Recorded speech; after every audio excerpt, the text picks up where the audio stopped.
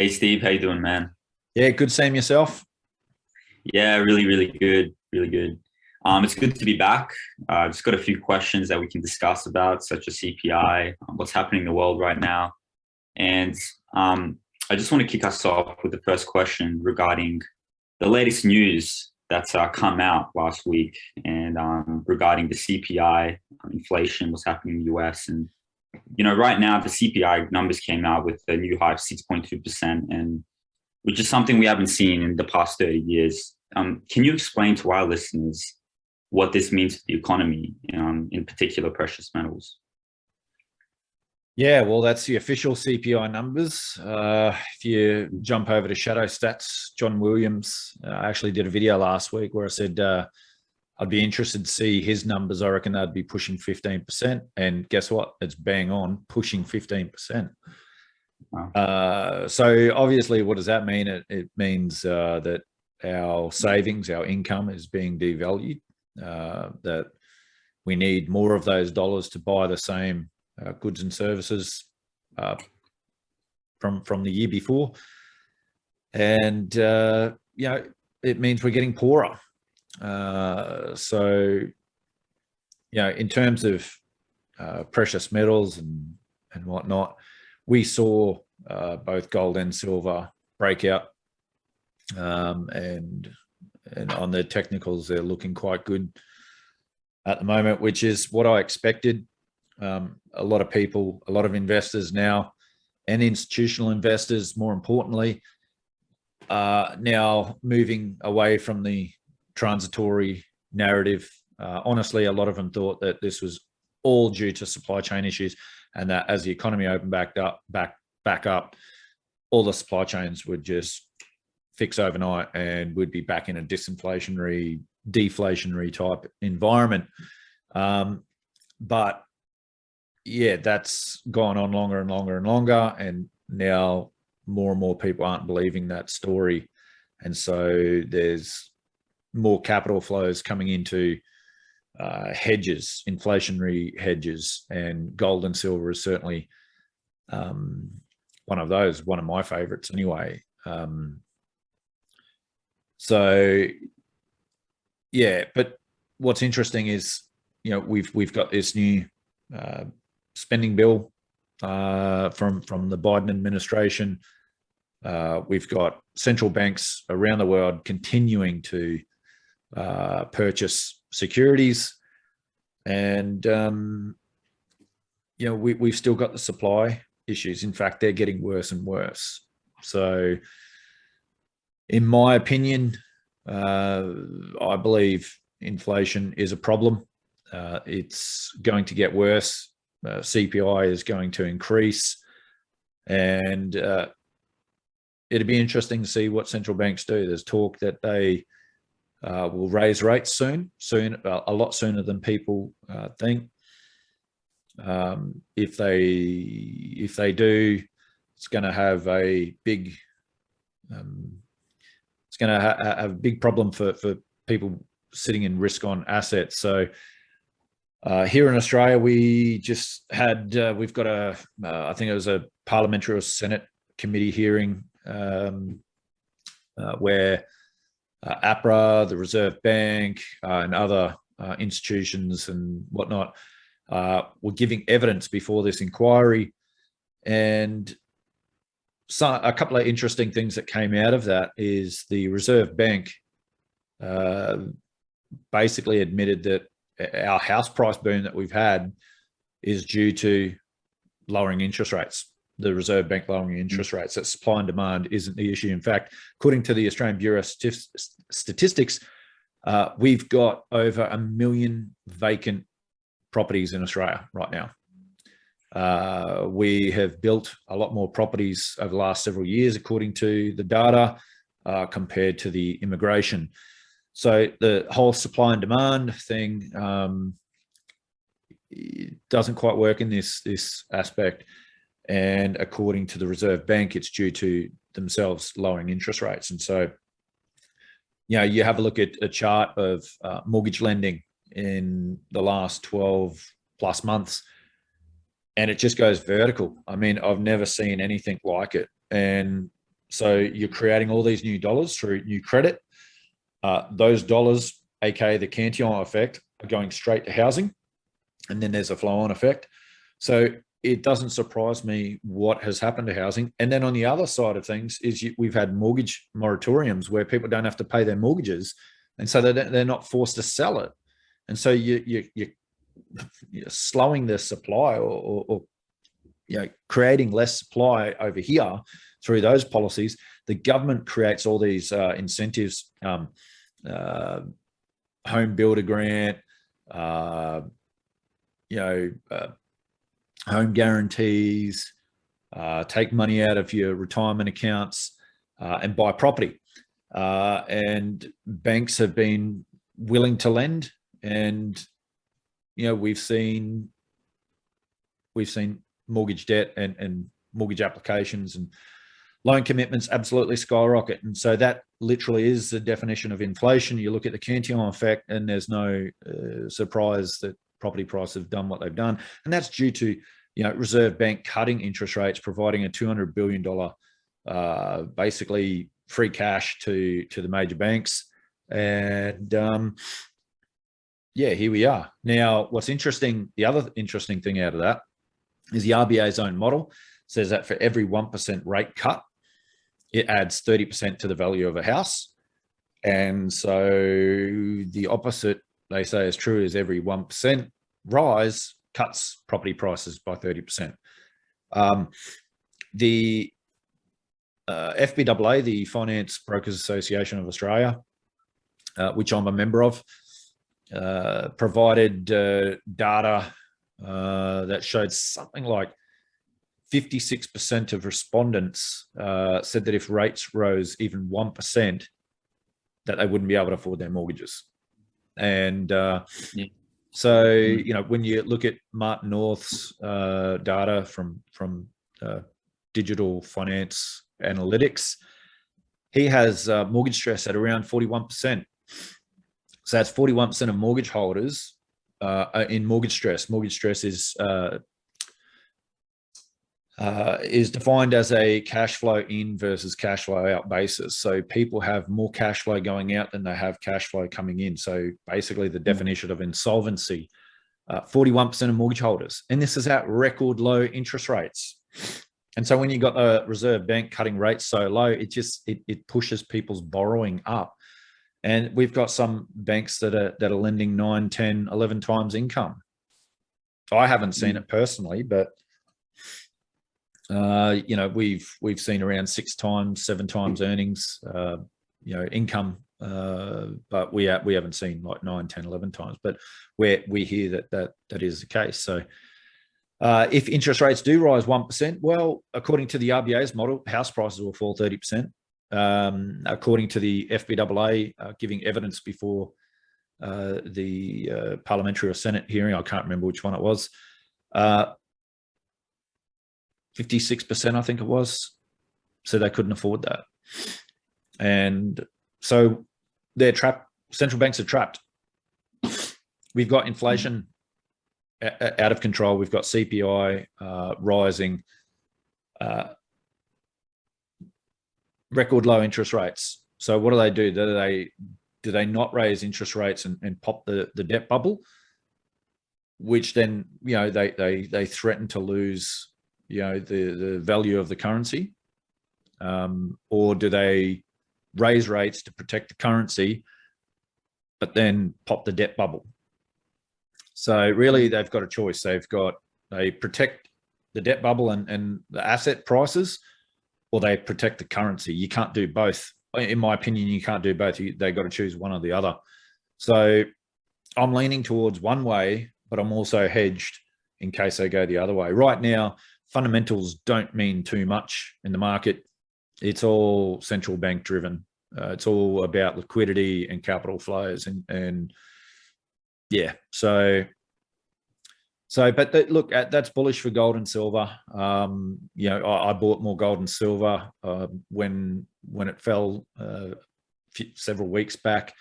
When silver fell down to about $22, I went and bought some more physical. I think I've shared in some videos that I did that just on my way home. I've got a gold bullion dealer near my place, and I just popped in there and just bought some more. It's not that I need any more, but why not when things are on sale? You know, just got surplus cash, just buy some. So yeah, I think inflation is going to be a big headache for central bankers, and I guess watch this space next year. Yeah. Yeah, it's been really hectic, especially in Australia with like heaps of lockdowns, you know, especially now mandatory vaccines. So a lot of people are not allowed to say that word. Can't say that word. Oh yeah, sorry about that word. We might have to take the video down now.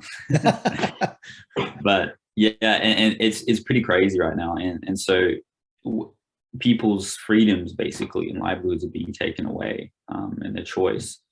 You know, I'm also seeing like the supply chain crisis happening and you know, the big inflation, what we were just talking about. Like taking all of that in, where do you see things headed in that direction? Well, yeah, I've done a few videos on this. I think I did one titled "The Economy is Finished," where Jerome Powell admitted that we're not going back to, you know, the previous economy. I think Klaus Schwab said we're not going back. Yeah, and I've done some videos. To be honest, let me see if I can share my screen here.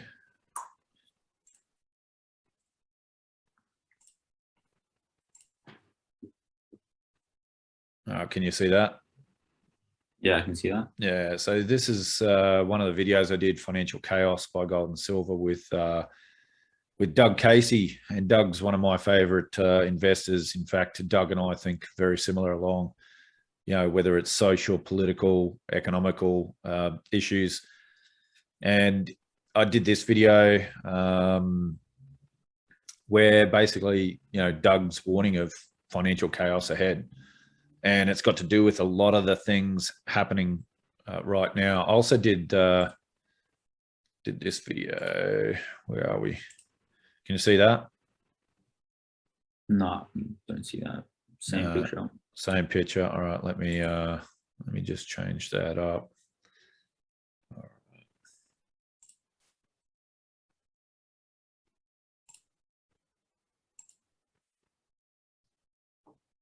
Can you see that now? Yeah. See that? So I did this video, The New World Order is Coming. And by the way, if you actually have a look at that, that video is kind of being flagged because I use that title, New World Order, where they've gone, oh, that's just a conspiracy theory.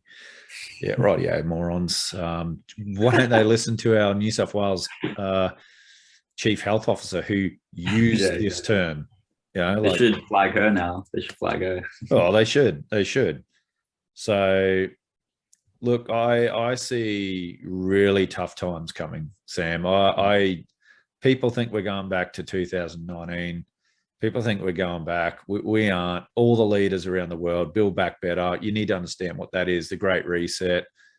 I mean, we are about to, you know, we're about to have a digital ID here in Australia, which back in the 80s we debated and threw that out. You know, these passports or certificates that we've got, all digital. You know, I've been banging on about central bank digital currencies for 18 months, 2 years now, and about what that means. We've got MasterCard working with the UN, creating payment systems that can track your CO2 emissions. You know, whatever the digital thing is, we're going digital. These people are going to push it. Basically, have a look at what's happening in China, and that is where the future is headed if we don't stand up. And I'm not talking about standing up violently or anything like that. Yeah, social credit score. You know, if you say the wrong thing on social media or something like that, well, guess what? Your central bank digital currency won't work for you to even hop on a train or hop on public transport or you'll have your freedoms taken away, or you won't be able to buy or fill up your EV at the local little charging station. The central planners will be able to see everything that you purchase, monitor everything you purchase, and they'll be like, you know what, Steve, you've had too much meat this month. Sorry, but your central bank digital currency won't be able to buy any more meat for the next 2 months. Or, you've had too much of this product or that product. And so it's a really dystopian type of world, but this is what these technocrats and these these elites, there's another word that I can't use on this channel. They're not elites. This is what they want. And so just have a look at what's happening in China, and that's exactly what they want. And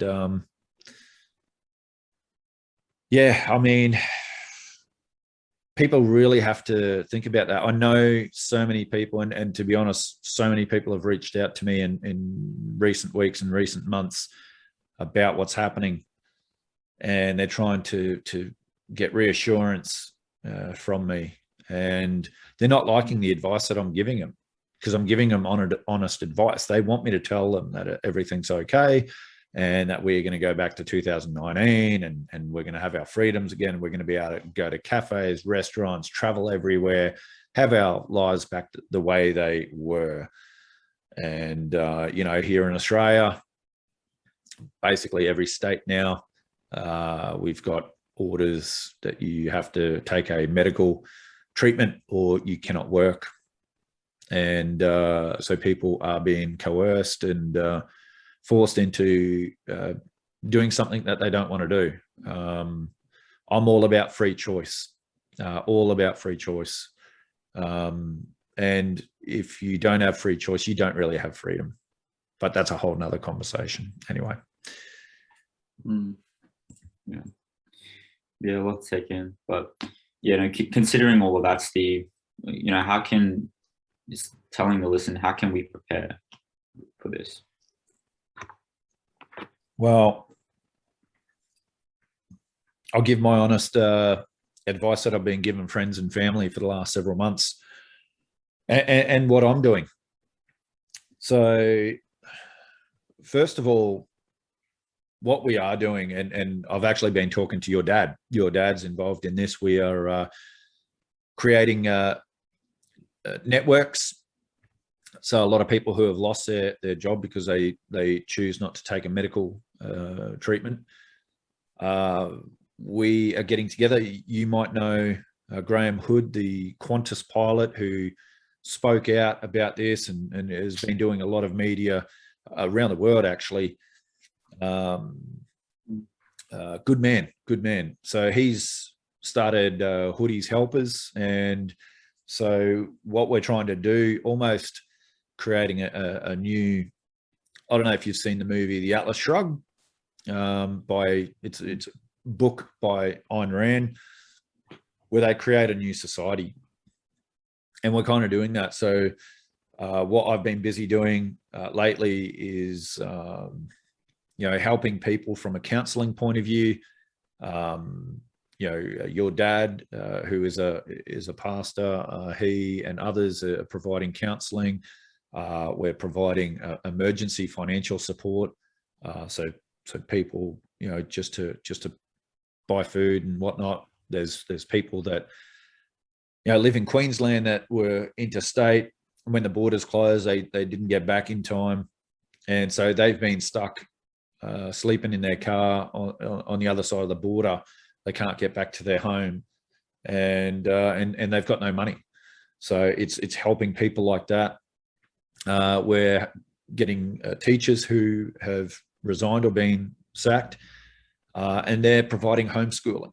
And we've got health workers that are providing health. We've got people who are offering jobs, businesses and farms and whatnot, who are providing job opportunities for people who have lost their jobs. And so we are creating a network and trying to support one another, and creating rather than build back better, what these technocrats want, we're building the society and the communities that we want. And so that's quite exciting. Yeah, I'm really excited about that. In fact, if you read the World Economic Forum's Great Reset, I can't remember her name. She's a member of the European Parliament. She actually wrote what the whole Great Reset will be like, and the cities will be this, you'll own nothing and you'll be happy, but you'll share space. There'll be no privacy, AI, and you'll be connected to AI, this transhumanism thing. Not sure if I'm allowed to say that word, but who cares? So you'll think you'll want a pizza, and a pizza will just be delivered, and you'll be on a universal basic income, and the central planners will tell you what to do and all this sort of stuff. And then she says there'll be these weirdos, out in the country areas, outside the cities, and they're living this ancient life, and they're weirdos and whatever. Well, that'd be me. So Let's go. yeah. So look, what you and I being Christians, we look at Bible prophecy and we see some of the things that are happening, and we're like, is this the start of Bible prophecy? We're just asking those questions, and if it is, and we know that really bad times are ahead, and so therefore I recommend people start planning on moving out of populated areas, move to the country, buy some land, have some land that's got water supply, good quality soil, so that you can grow your own fruit and veggies. I grew up on a farm, so that is my background. So this is what I'm doing at the moment. I was looking at moving to northern New South Wales, in the hillside, with the border closures and all that, or my family in Queensland. So I'm just waiting to see a little bit what the New South Wales Premier does. He says on the 15th of December, he's removing all restrictions for everyone, the ones that have had the medical treatment and those that haven't. So we'll wait and see. At the moment, Queensland's, we're under some draconian measures at the moment. I've looked at the hinterland area around the Gold Coast, so inland from there.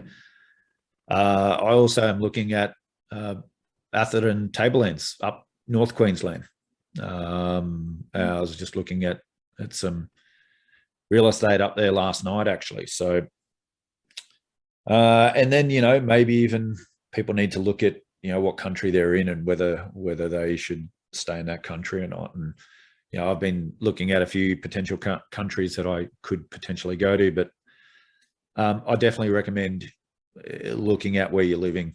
And I've been selling investment properties during this absolute crazy market that it is. So maybe people need to think about, do I sell my property here in the city for big money, overvalued money, and move out to a cheaper farm property, have no debt, pay off the mortgage, whatever.